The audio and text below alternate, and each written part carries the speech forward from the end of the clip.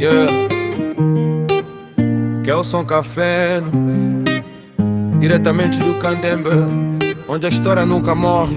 Nasci no Candembe, foi lá que aprendi.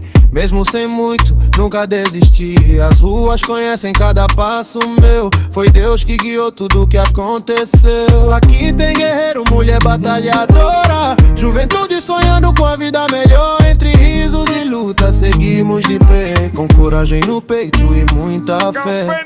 Podem falar o que quiserem de nós, mas ninguém cala a nossa voz. Candembe vive dentro do coração, é a minha força, é minha inspiração. Candembe, minha casa, meu lugar, é daqui que eu aprendi a sonhar. Cada esquina tem uma história pra contar. Candembe, contigo vou sempre cantar. Candembe, orgulho sem igual, o teu povo é forte, nunca passa mal mesmo com as dificuldades no caminho. Seguimos unidos, nunca sozinhos. O sol nasce cedo iluminando a quebrada, a esperança renasce em cada jornada. As crianças brincam com um brilho no olhar, acreditando que o futuro vai mudar. Respeito aos mais velhos, amor pela terra, é São Leão que vence qualquer guerra. Não importa onde a vida me levar, o nome Candembe vou sempre representar. Se eu vencer, levo o bairro comigo, cada conquista será de um amigo.